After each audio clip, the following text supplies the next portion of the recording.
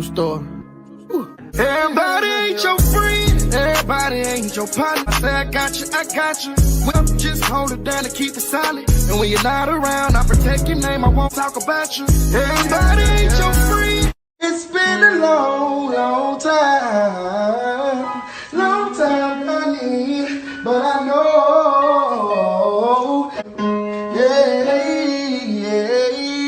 Store. Everybody ain't your friend, everybody ain't your partner. I say I got you. Well, just hold it down and keep it solid. And when you're not around, I protect your name, I won't talk about you. Everybody ain't your friend. Fake love, I don't need it, you can keep it, that's a fact. What's up, y'all? How y'all doing? Welcome back to the channel. What is going on, everybody? It's been a minute since we talked about Tim Norman, but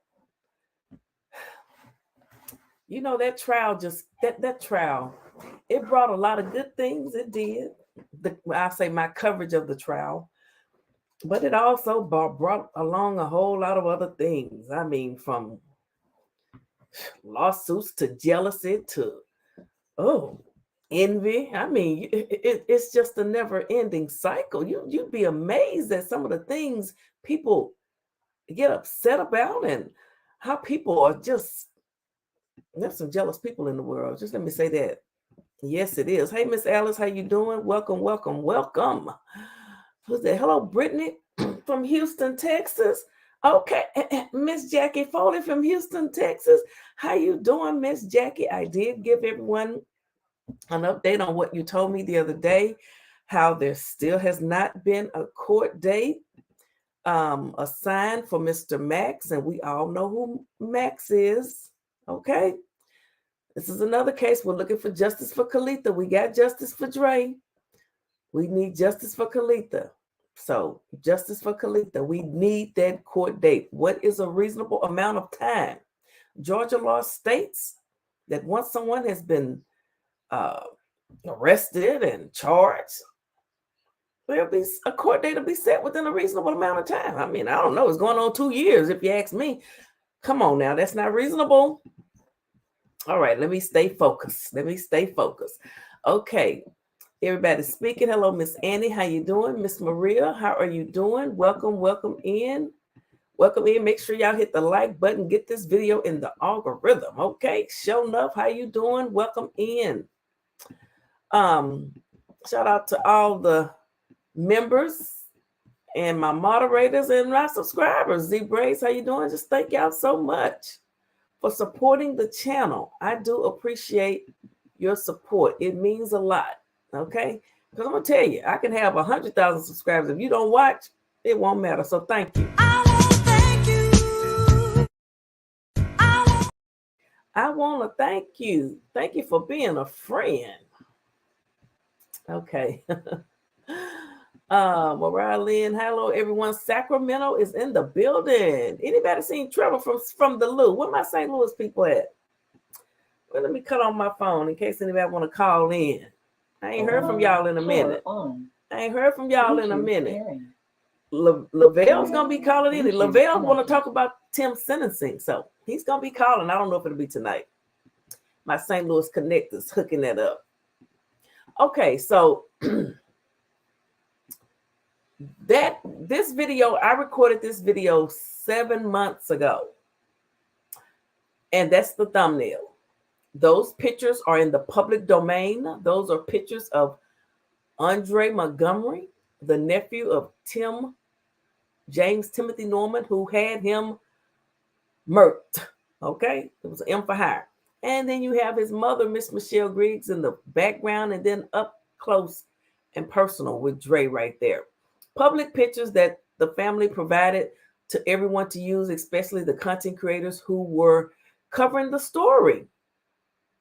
Well, D. Watts struck my channel for this thumbnail. I didn't know what that girl had struck me for, because she's blocked me and she won't return my emails, and she just won't say anything. But she waited 7 months to come back and strike me.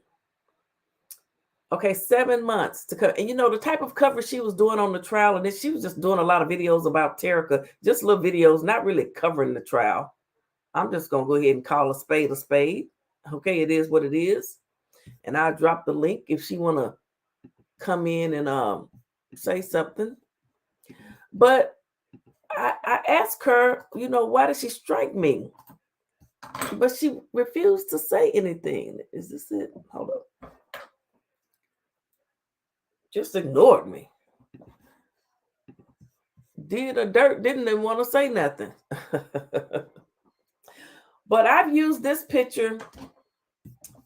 I think I even have it up here. I've used that picture all throughout my coverage. Right there. I've used it so many times. You know?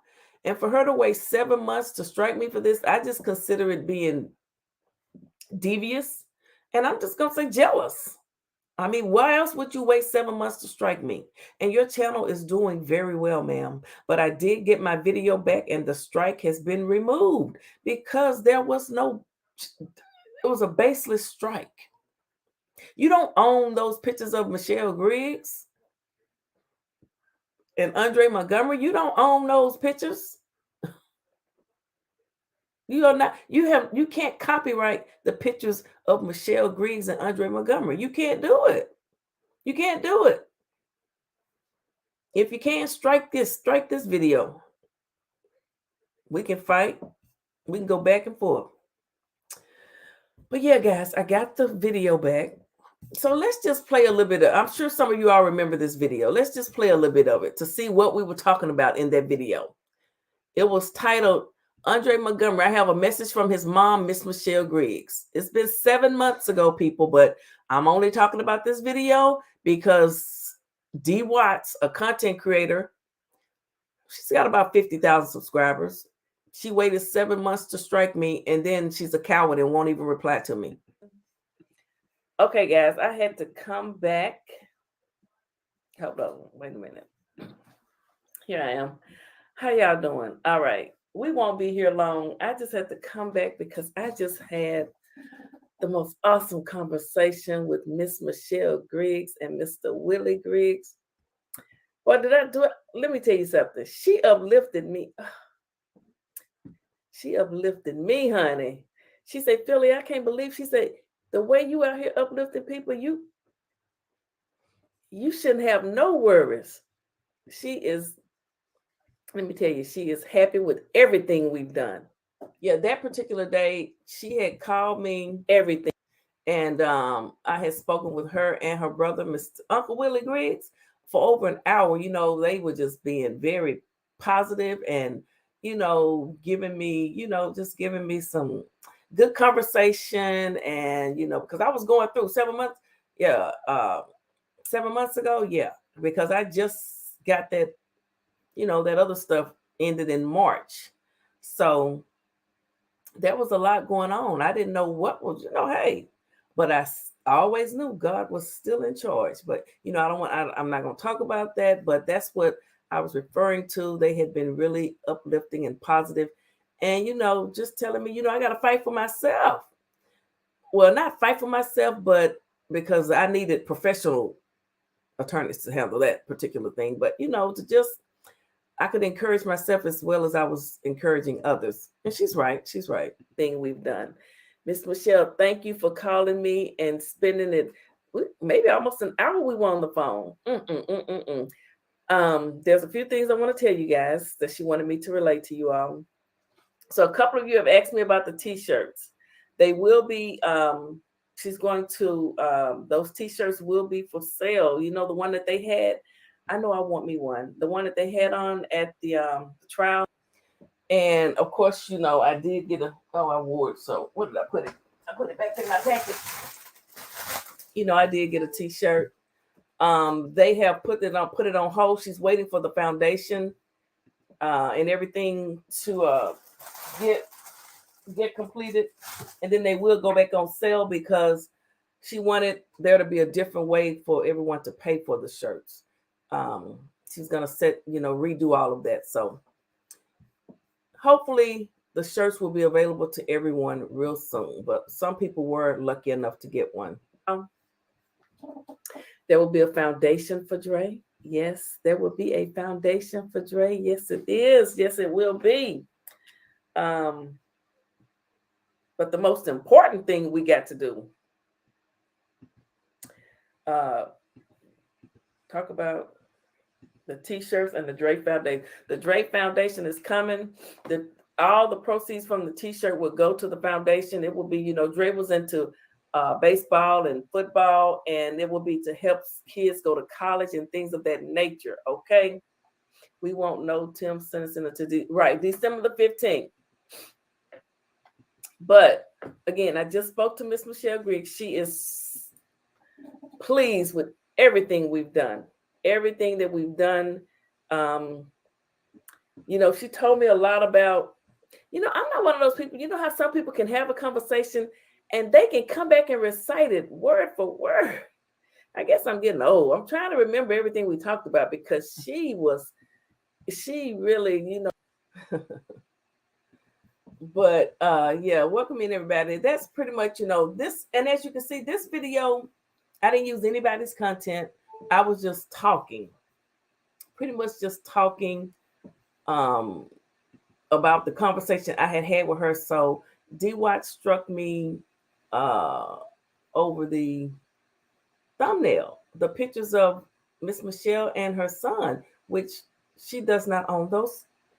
She doesn't have copyright to those pictures. That's why she didn't file a federal lawsuit to take me to court so she could prove that she actually owns the copyright to those pictures. Oh, I tell you the truth. The things some people do.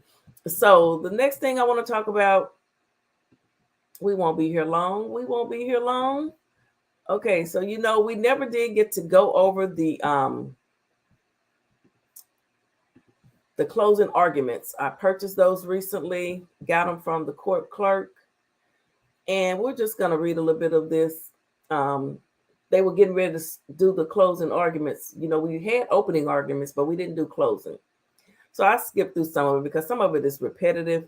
A lot of the things they always said in the, as they begin the court, the day of the court, they would repeat some of the same things. So, and we've read this stuff so many times, but they were saying, so Mr. Leonard was saying, they were talking about Wally not being called and maybe white boy Chris, a No Limit Chris. So said, Mr. Leonard said, what if we were to say that both sides have subpoena power to bring the witnesses in? So then the court says to him, again, the only reason you are doing it is to suggest that that one side or the other failed to do that. I wouldn't let the government do that either. I think you can certainly argue the absence of evidence, but not the absence of witnesses. Okay, Mr. Leonard was wanting to point out to the jury that the defense did not call, the prosecution did not call Wally and Chris. So Mr. Leonard says, okay, you didn't hear any evidence on that subject that you didn't hear. Court says, or the absence of any witness. He said, correct, yeah. Court says, okay, I want to talk about closing argument briefly. We talked and defense counsel has asked for up to 45 minutes for closing argument. I have agreed to give both sides that time. And I told you guys, whenever I purchase a document, I was going to read it because I pay good money for it, okay? It says, with regard to your closing argument, I'll give you a 5-minute warning and a 2-minute warning, if that's agreeable. Mr. Leonard says, yeah. Mr. Leonard says, yeah. I'll have my counsel, my co-counsel or my counsel give me a 10-minute warning. Is that okay? The court said, that's fine with me. And Mr. Leonard said, thanks, Judge. He says, okay, on behalf of the government, how do you wish to split your time? Miss Dennis, 30 and 15, Your Honor. Court says, and I'll give you a 2-minute warning on each half. And she says, thank you. So then the court says, hey, everybody, it's my brother here. Welcome, welcome, welcome, everybody. Kizzy, Forcey Gang for Life, everybody. Miss Lorraine, how y'all doing? The court says, again, to the extent that you are showing exhibits, that will be time that will be considered against the closing argument time. Anything else that we need to talk about? Just so that you are aware of my practice, I'm going to read the final instructions of law to the jury. You will then make your closing arguments. We have packets of instructions for each of the jurors. There will be a single verdict form that goes back with the jury for the foreperson to complete. The alternate jurors will be separately held until the full jury has returned a verdict. Anything else before we check on the jurors? They said no. Court says anything else on the defendant? Mr. Leonard says no, Judge. So maybe I missed it. Is it your practice when they go to deliberate, then the three get excused? And so, you know, Mr. Leonard, he has stuff all the way to the end. So the court says, no, I'm going to hold them. Then Mr. Leonard says, they just stay here, but they don't go to the room. The court says they do not go to the jury room. Yes, they will be held in a separate room. Again, I don't know whether or not jury deliberations will take 2 hours or 20 hours. Mr. Leonard says, yep. Then the court says, so I'm going to hold them. They will again be held in a separate room. And if one of the other jurors would, for some unforeseen reason, need to be excused, we would still have alternates. So anything further on behalf of the defendant, he said no. So they said they were going to take a break, and then they came back, and the court says, good morning, ladies and gentlemen. As I indicated to you at the end of the day yesterday, you have now heard all of the evidence in this case. The court is going to be reading the final instructions of the law. Then you will hear the closing arguments of the counsel. And I'm not going to read what he read to them, because we went over the jury instructions when they were first put out. Remember, I got a copy of those and we went over them. So let me skip through. He's just telling them, you know, he pretty much went over what said. At this time, ladies and gentlemen, you will hear the closing arguments of counsel. The parties have asked for and the court has agreed to give each side up to 45 minutes for closing argument. Thank you for the super sticker, 4C Gang for Life. I sure do appreciate that super sticker. Yes, I do. Yes, I do. Thank you very much. First super sticker of the night. It's a business. Purchasing documents and reading it to you. It's a business. It's a business. And I appreciate all the support.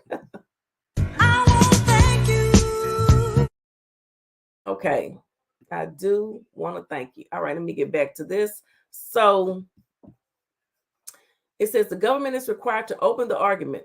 The government is required to open the argument. So the government went first. It says then the defendant responds, and then the government concludes. So the government has had the final say to the jury. That's how it always is. He's letting the jury know that the government will open, then the defendant will respond, then the government concludes the argument, but each side has a total of 45 minutes. With that, counsel for the government, you may proceed with the first half of your closing argument.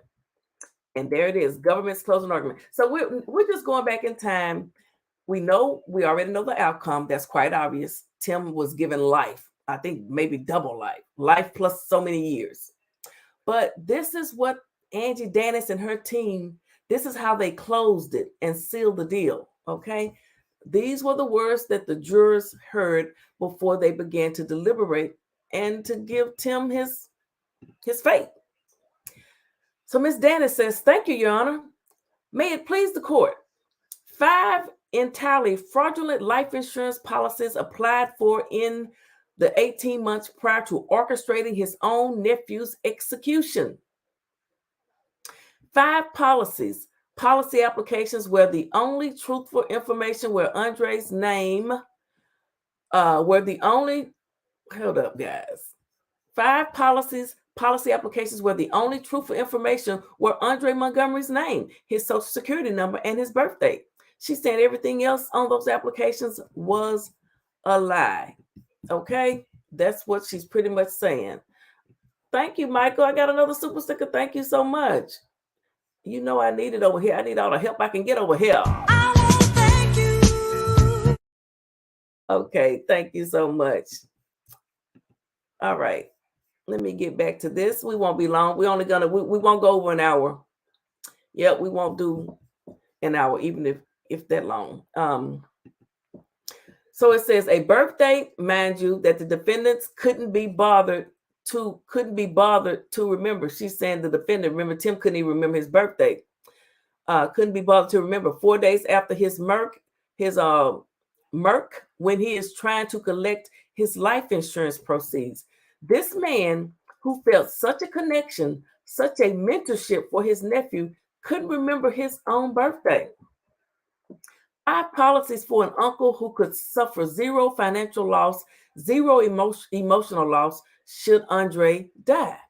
5 policies for a 19-year-old kid with no regular income, no assets, all that would compensate the defendant, 100% should Dre die, meaning Tim would get all of the money. 5 policies that he began securing the moment Andre Montgomery came to St. Louis. Did I get another super sticker? It is truly a business around here. Yes, it is. Thank you. Working hard. Thank you. Okay, so Angie was just pretty much letting the jury know that the only one that stood to gain from those insurance policies was Tim. And that Tim couldn't even remember Dre's birthday, and that they had lied, him and Wally had lied about everything that was on those policies. It says for a 19-year-old kid with no regular income, no assets, all that will compensate the defendant 100% should he die. 5 policies that he began securing the moment Andre Montgomery came to St. Louis, and 5 policies that Andre Montgomery's own mother never knew anything about. On March 14, 2016, the defendant saw his opportunity to cash in, and he tried. He had his own nephew executed and proceeded to try collecting on those policies. Okay, guys, remember, this is what the jury heard right before they went in to deliberate, okay? It says 5 months and 21 days after telling his insurance agent he ain't going to make it 6 months. Y'all remember we reported that. We had the documents, okay, the text messages, I still have them. 5 months and 16 days after doubling down and telling his insurance agent again, bro, he ain't going to be around much longer. Now, guys, how would Tim know that? How would Tim know that? Unless he was planning and plotting the execution of his nephew, just like the prosecution said, and how they proved it. It says, I have got to talk to you in person, because that's how Tim Norman does his dirty work, in person and with prepaid phones. He didn't want to put nothing in writing, text nothing or nothing like that. Okay. Thanks, kids. Yes, y'all go check out the social justice videos, please. So then it says, ladies and gentlemen, over the course of the last week, you have heard a lot of evidence. You have heard from a lot of witnesses, and the judge just read to you the most important items of this case, the jury instructions that are going to guide you in the jury deliberations. Maybe I will read those at a later date. I want to talk you through how the government... Wait a minute. Oh, I got a Cash App. Did y'all hear the Cash App money sign? Wait a minute. It is truly a business. Thank you for the Cash App, my brother.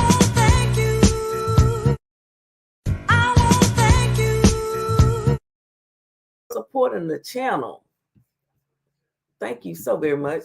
Thank you to everyone that supports the channel. Y'all know I need it. Been with me through thick and thin. Okay. It says, I want to walk you through how the government has proven its case beyond a reasonable doubt, going through those instructions. And we are going to start with count 3, because chronologically, the wire fraud conspiracy comes first. It begins in October of 2014, way back in 2014. And Tim just got sentenced in 2023. Justice is slow, guys, but it is certain. Okay, so let's talk. And we're really, and another reason we're going back and talking about this, because, my channel was just recently struck over the Tim Norman trial. So why not talk about it? It says, so let's talk about the elements of wire fraud itself, which is instruction 17. Instruction 15 gives you as to the elements of the conspiracy. So first, that the defendant voluntarily and intentionally devised or participated in a scheme to obtain money or property by means of false material representation. Hold on, y'all, 1 second.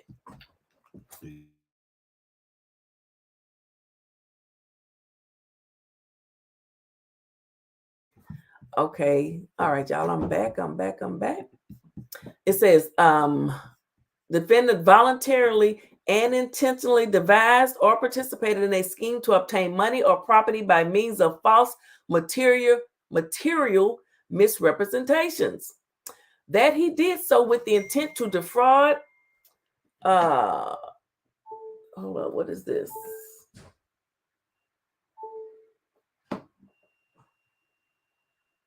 Okay. That he did so with the intent to defraud, and that he caused telephone and or mailings to occur in furtherance of that scheme.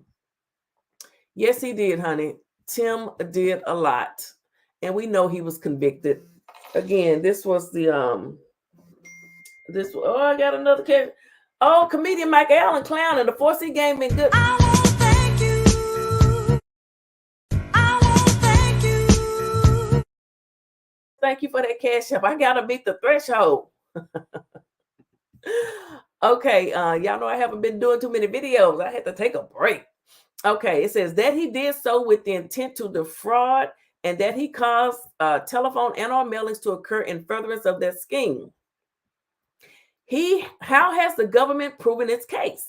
That's what she's saying to the jury. She says, well, the insurance witnesses all told you the starting premise of all life insurance policy is that the applicant himself understands and authorizes the benefit that he is conferring. And furthermore, they told you that they rely on the truthfulness of the information contained in those applications. And you will see why. Because they tried to contact Andre Montgomery. So the question is not, did Andre sign some piece of paper that was shoved in front of his nose in some alleged meeting, which is what happened. The ultimate question is, did the defendant conspire with his insurance agent, Wally Yogman, to knowingly deceive the insurance companies in order to obtain and collect his insurance proceeds? And the evidence is beyond clear that he did. Let's talk about how the defendant started the process. Not the insurance agent. The defendant started the process. Yeah, I'm glad Michael is, thank you, Michael, because, let folks know I ain't paying you nothing. That folks say, but anyway, I'm not going to get off topic over here. Let's talk about how the defendant started the process, not the insurance agent. The defendant started the process of trying to get insurance on his nephew. Facts. Tim started it. Okay. It says, look at his text messages. Wally, I need a life insurance policy on my nephew as soon as you can get the paperwork together. In March of 2015, mind you, this is after Andre Montgomery apparently is no longer at the apartment anymore, that the defendant has so generously given to him. He is making sure that policy is still active and the premiums are still being drawn from his account.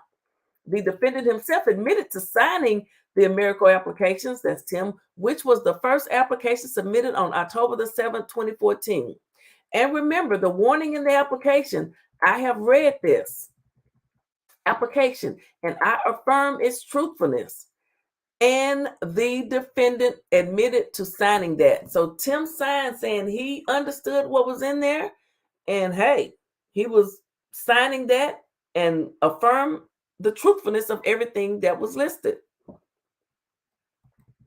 Okay, it says the false statements in the applications themselves that Andre Montgomery, a phone number that's not his, that subscribed to the defendant, that Andre Montgomery has apparently lived at the restaurant for 5 years, a lie, a restaurant he barely even works at sometimes.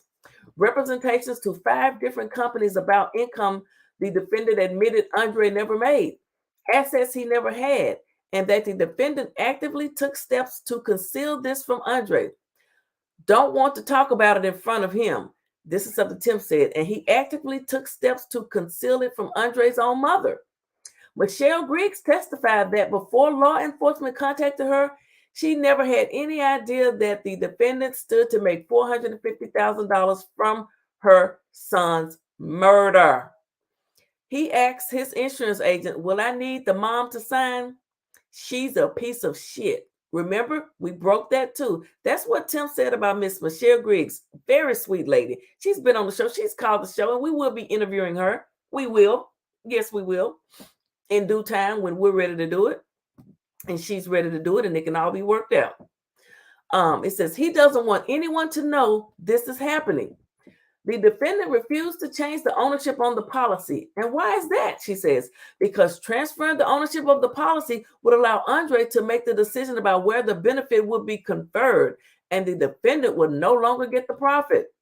Next, we have the evidence that the defendant impersonated Andre on multiple personal health interviews with life insurance companies. So, if you're a juror, you're thinking, why would he have to pretend to be Andre if Andre knew about the policy? So when I'm in there deliberating, I would, if someone was holding out, I'd be like, well, wait a minute. He was pretending to be Andre. Why would he have to do that if he had nothing to hide? And look, guys, we know how it ended. We know how it ended. He'll be in prison for the rest of his life, which is apparently where he likes to be, since he spent 10 years there before and decided to go back. It says, Wally tells him, you should have the policy next Friday. They will call you. Act like you are Andre. His response, not even 1 minute later, okay. He says, I ain't even seen him in over a week. Andre is nowhere to be found, apparently, yet somehow the insurance companies are talking to Andre on the phone. So he says he hadn't seen him in a week, but okay. They talking to him on the phone. That's because they were talking to Tim. So November the 3rd, 4 days later, Mr. Yogman and the defendant continued their conversations. Have you done that interview? Call them back. And defendant Norman, the beloved mentor and uncle, doesn't have his nephew's birthday, doesn't have his personal info. So Wally sends it to him.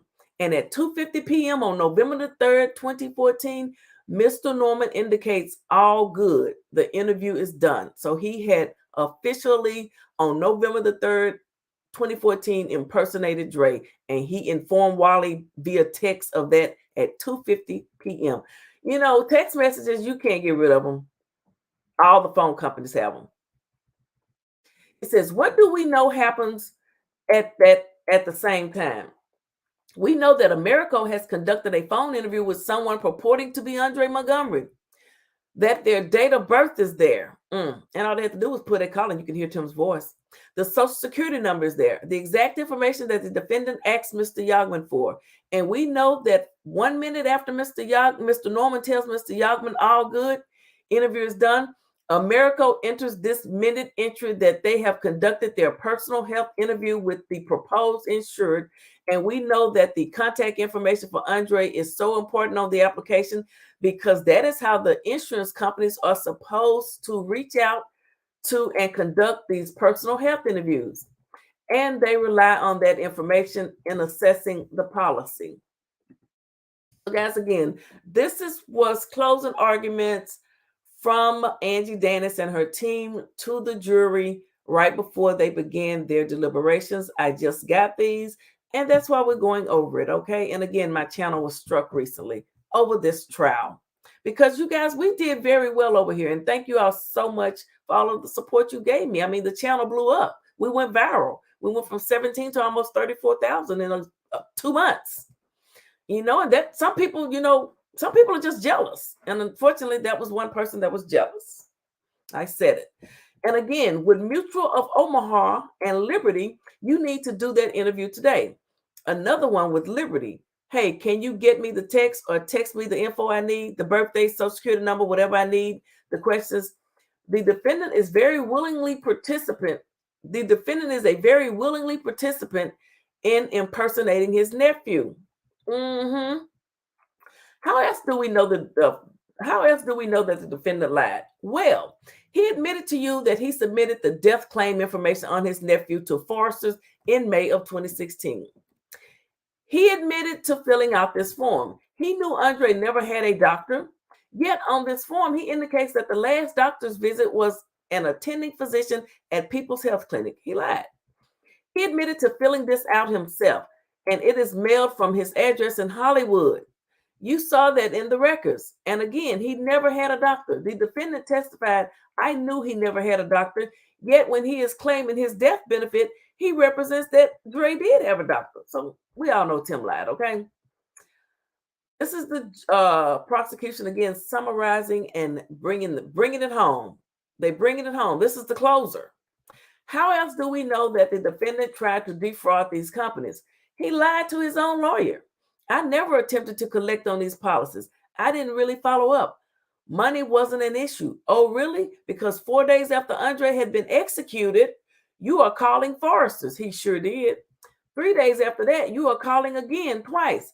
And if you remember, 4 days after that March 21st call, he tries to order Andre's death certificate.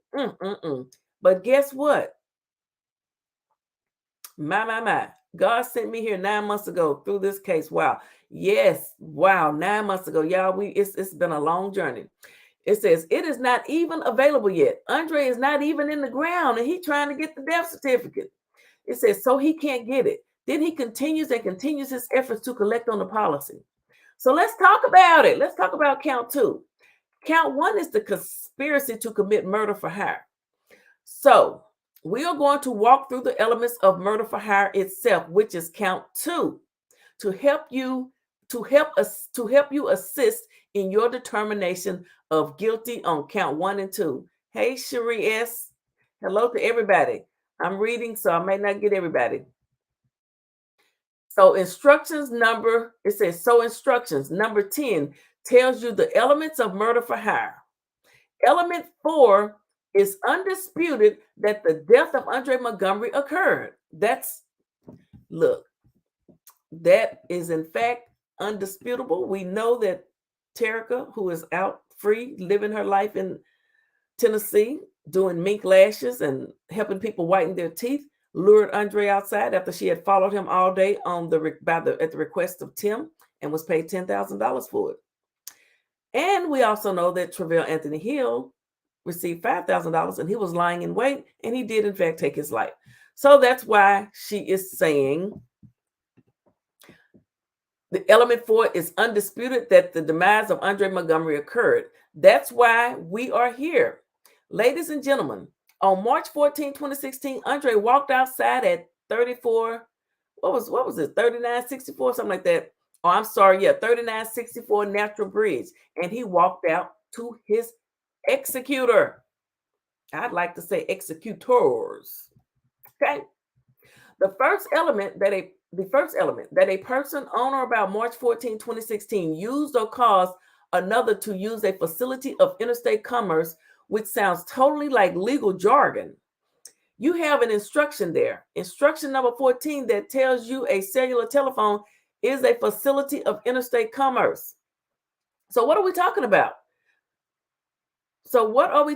Is cellular telephones being used to further this plot. And remember, we had Vegas on here long before all of this, telling us about all of the digital and cellular telephones and all of the towers and how that would be tracked. And he was right.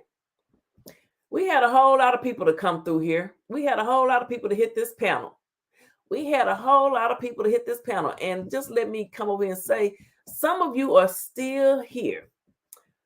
Some of you ran away, but some of you are still here. You know, everybody can't handle the heat. You know, everybody can't take the heat everybody can't take it. And it got pretty heated around here. Oh, it got heated. Oh, we had some panels, honey. We had folk coming up in here just having their way and saying whatever they want. But then when the fire came, it landed on PP. All right. So what are we talking about? Is cellular telephones being used to further this plot? And ladies and gentlemen, cellular telephones are everywhere in this case. Everywhere you look. First, we have the defendant's text with Terica Ellis. By the way, these texts that are occurring are on his subscribed telephone, and he is texting with her to meet him at the Chase Park Plaza. You remember that? I know you ain't going, Books. He's still, a lot of y'all, like I say, still here. While there, the defendant instructs her to use her cellular telephone to reach out to Andre to find his location, and did. Where is he? Then 2 minutes later, after receiving the text that Andre is at 318 Taylor Road, that's at the La Quinta Inn in Hazelwood. Remember, we had one of his high school classmates on that said he went to, Hazel Central in Hazelwood or something like that. Oh, we had a whole lot of people come through here. Yes, we did. in Hazelwood that you heard about. Who does he call? He calls Travell Hill. Now, okay, he called Travell Hill. Now, why would he be calling Travell Hill, who just happened to be the hitman? Okay, y'all see Travell over there next to Wally? Miss Anna says she's a Phylly for life. Thank you. He called Travell Hill. He did indeed. It says he calls Travell Hill. Then 2 minutes after learning the occasion, after learning Andre's location. I was thinking, what does she mean, the occasion? He uses his legitimate subscribed phone to call Travell's nephew 2 minutes after learning that location, because he also called Travell his nephew. Okay. Then after that, and they're saying Tim used his real phone, not a burner. Says then after that, after he is already engaged, he was dead set and hell bent on having Andre removed from the face of this earth. Then after that, after he is already engaged in the sex for money with Terica Ellis, he decides, well, they both need prepaid phones. After he is allegedly hiding this from the producers and all of these people, they are not even filming the show on this day. So, it was all a bunch. It was smoke screens. They are not even filming this show on this day. This is when they need the prepaid phones, because he is asking her to continue tracking Dre throughout the day.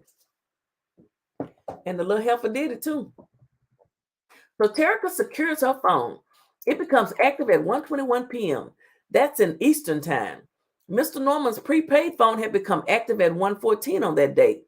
And at 1:23 p.m., you see that they call each other for the first time from the area of that Walgreens, and which Walgreens no longer sells prepaid phones. We had the lobbyist went to that location. She went to the Chase Park Plaza. She went to 3964 Natural Bridge. She even went to the jail where Tim was being held. Oh, we were at all locations. Y'all help this channel over. Y'all help the coverage of this case just be by far one of the best to cover it. Okay, if you don't believe me, just go ask Storm Monroe. He said so on his channel. Shout out to Storm Monroe. It says, by the way, these phones, as you heard, active only for the day of the homicide or the execution. So those cell phones were only active that one day, just some hours. At 8:06 p.m., 3 minutes after Terica Ellis has called the defendant to tell him, I heard gunshots. Do I need to go check on Andre? What happened? He is calling Daryl Howard and instructing him to pick up the money at the Chase Park Plaza. Let's talk about intent, because the second element is that the use of the interstate commerce facility, the phone, was done with the intent that a murder be committed in violation of the laws of the state of Missouri. Well, instruction 12 tells you that murder is a violation of the law. Oh, Andrew was breaking it down. That's why he was found guilty and received all that time. Let's talk about it. Let's talk about instruction 19 as to the intent. How do you know the defendant intended this outcome? Intent or knowledge may be proved like anything else. You may consider any statements made and acts done by the defendant and all of the facts and circumstances in evidence which may aid you in the determination of his knowledge or intent. Intent that a murder be committed. Look no further than September 23rd, 2015. Text to his insurance agent. He might not make it 6 months. Bro, not kidding. 5 months and 21 days before Andre's murder. Then 5 days later, he doubles down. I don't want to be recorded on the call. Shit has changed. He ain't gonna be around much longer. Bro, I have got to talk to you in person.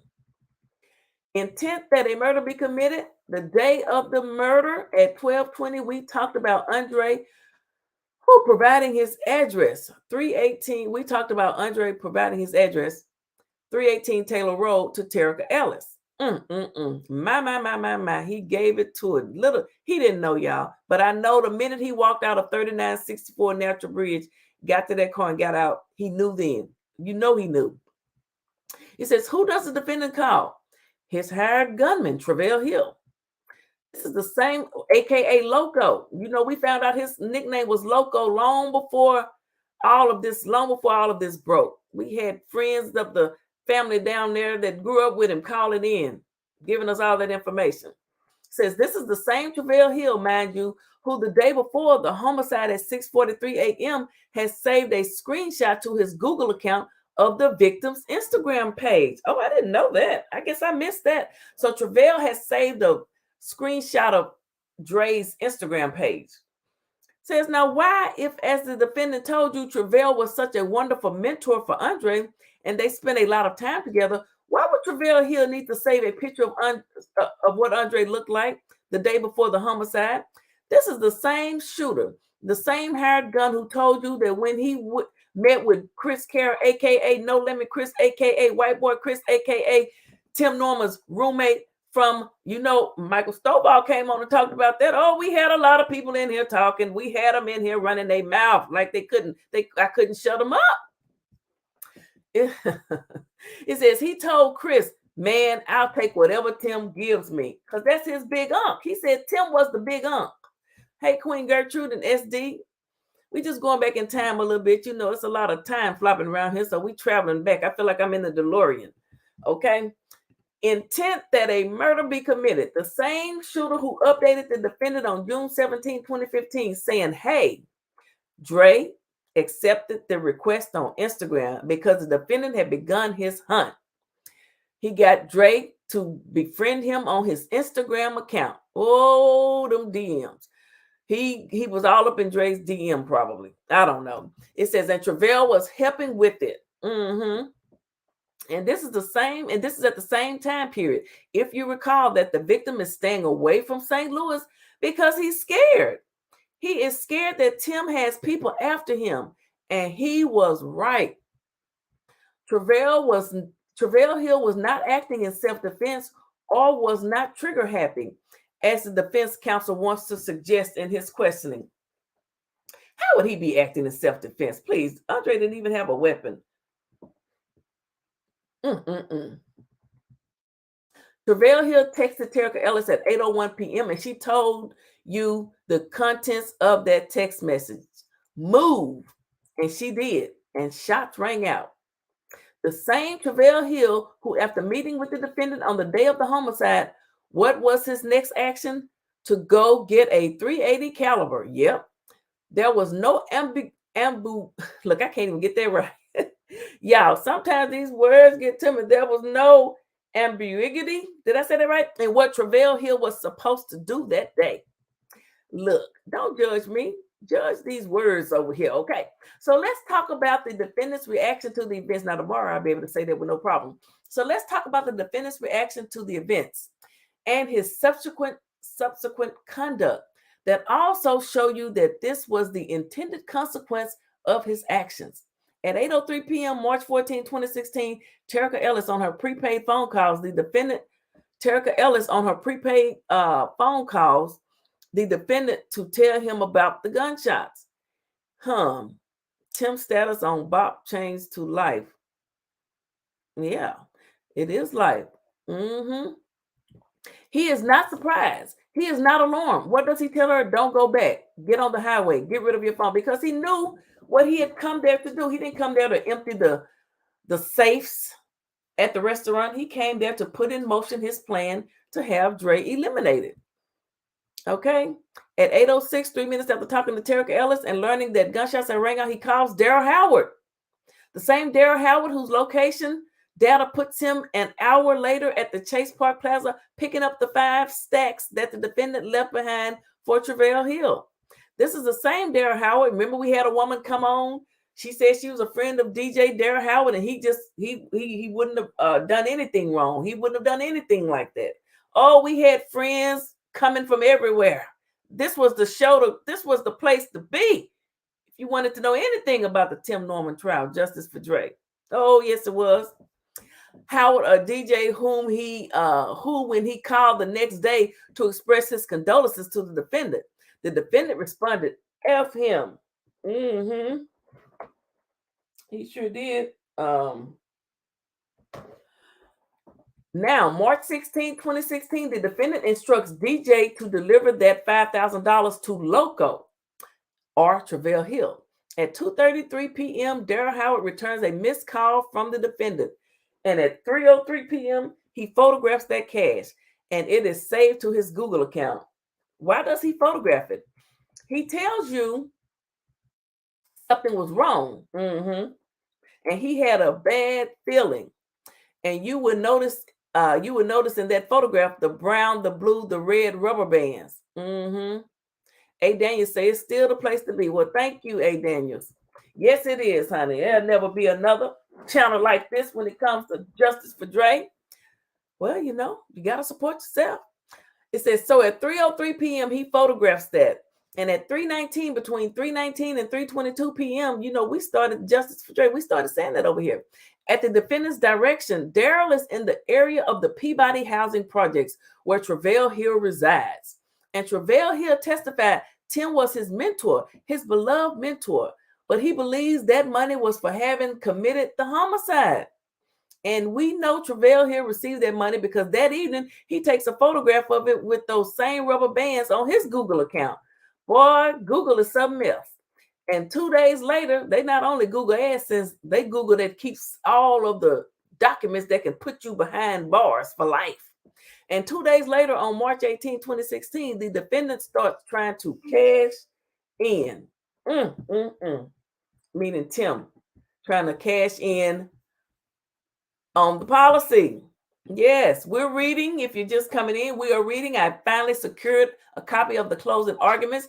The transcripts are now fully complete from the trial. And Tim is now in the process of appealing. I have some documents to go over on that too, but we won't do that tonight.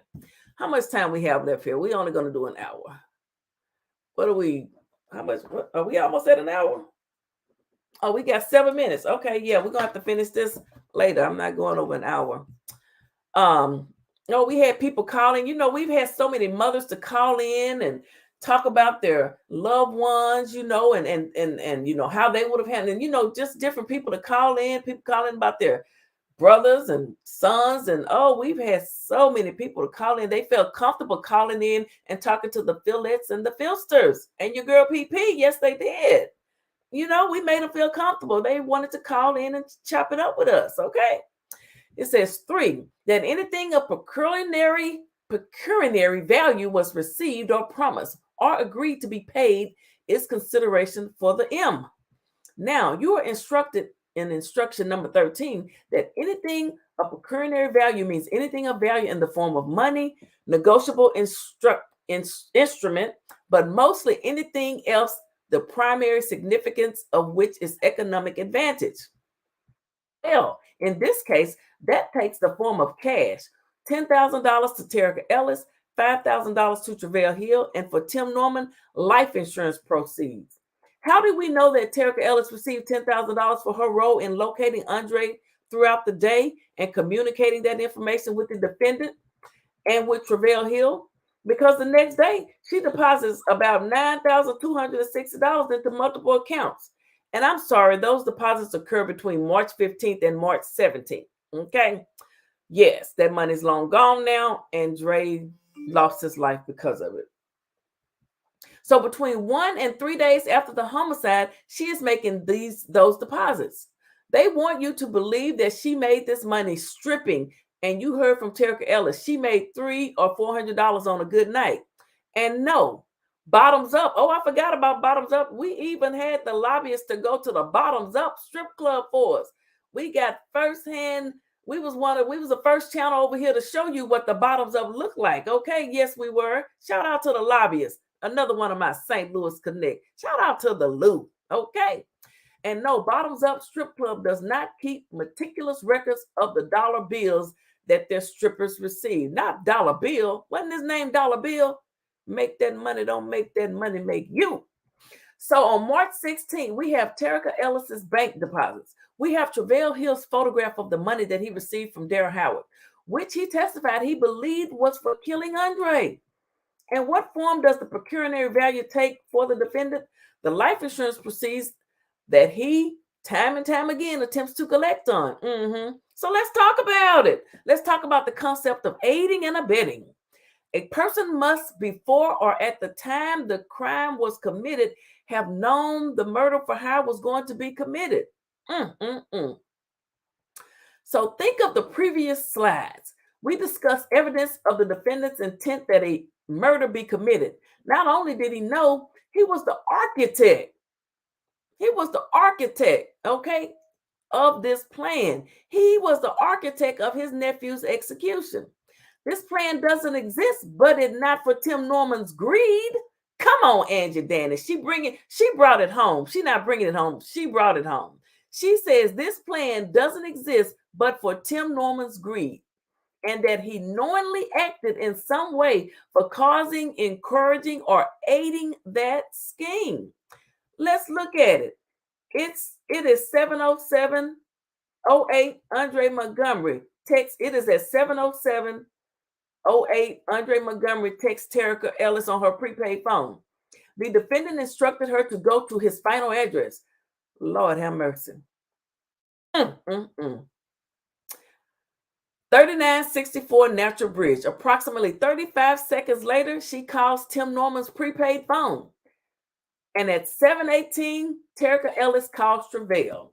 At 7:18 on that fateful night, Terica Ellis called Travail on the phone that he told you he destroyed along with getting rid of the gun. The only connection, hello, Flora Easter, the only connection between Terica Ellis and Travail Hill is the defendant. Again, we can look at the defendant's subsequent conduct. The corroborated testimony of Daryl Howard. The defendant calls him at 8:06 p.m. An hour later, he is at the Chase Park Plaza for 5 minutes. He told you why it was such a short stay. His girlfriend thought the room was disgusting. Someone had clearly been having sex there. She didn't want to stay there. So he leaves, but not before picking up that $5,000. She didn't want to go have sex after Tim and Terica had been flopping around in the bed. Between 3:19 and 3:22, again, Daryl is in the area of the Peabody Housing Project to deliver the $5,000 to Travail Hill. This is corroborated, irrefutable testimony.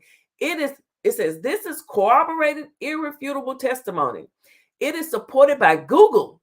That damn Google ain't no joke.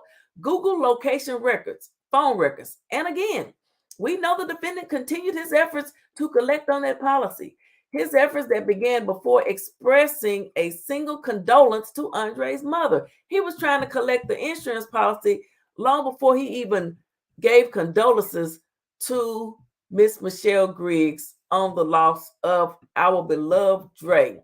And we're going to stop right there at line number 23 because we've been on an hour and and that's all we're going to do. This is the news hour. But tonight we were discussing my channel being struck due to this case and our coverage over here, all of the great coverage we did together. We all worked hard. Thank you to everyone that called in and hopped on the panels and, made the show great. And, we kept getting information out to everyone, and Miss Michelle Griggs did indeed get justice for Dre. He is resting in peace. We will be interviewing Miss Michelle Griggs. Yes, we will. It's coming. Just be patient. It is coming. But guys, I'm going to get ready to end this. I'm going to do a quick trivia to give away some peach pie Rocktown. Now, if you won in the last month, let someone else win now, guys. We're trying to be fair over here. I don't want to say I'm not being fair. So let me type up this quick question. I'm going to give away the small bottle. I'm saving Kizzy's big bottle for later. I'm saving it for later. Hold up, I'm typing the question. Hope y'all were paying attention.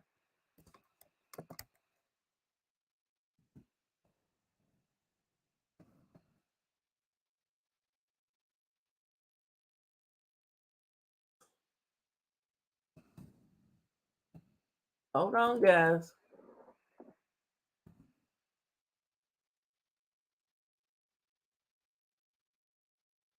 Okay. All right. Did I save it? Oh no, I didn't. God dog it. Hold on.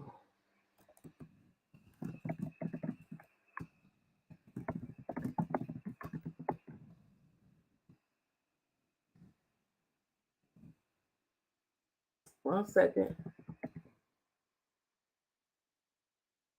All right. There we go. I got it saved. I'm going to put this up here.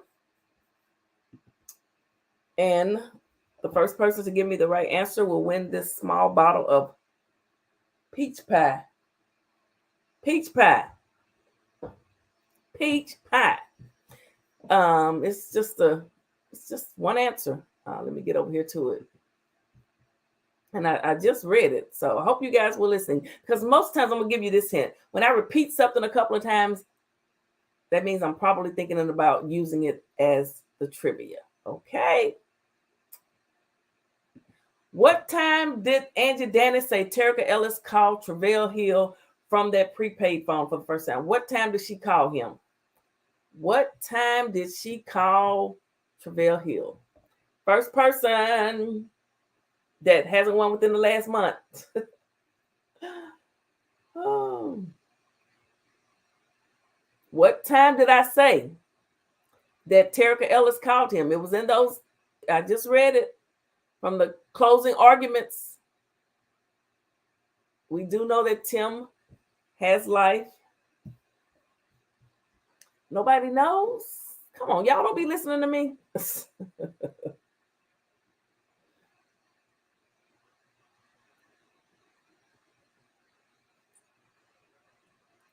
Hello. Tommy gonna watch his game. They playing the Lakers. They playing Miss Lorraine's team. Somebody say 116. No. 716. No. No. No. Y'all close. No, not 708. Y'all close. Come on, somebody. Come on, somebody. Come on. I repeated it several times.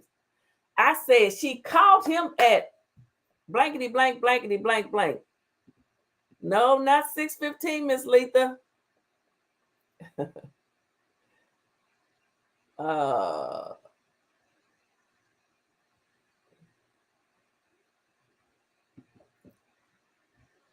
Not 608, not 816. Not 726. Y'all close. Come on, somebody. Come on. What time did she call Loco? What time did Terica call Loco? Come on, come on, come on. Come on, I repeated it several times. Y'all wasn't paying attention to me. Somebody say 7 o'clock, 8:27, 7:15. No. 8:17. No. Maria say 7:30. No. Oh my goodness, y'all close. Oh my goodness, you're so close. Simply Red 803. No. What time did she call him? I just can't seem to give away this little bottle. 9:15. No, Miss Lorraine. 7:05. No, no, no, no, no.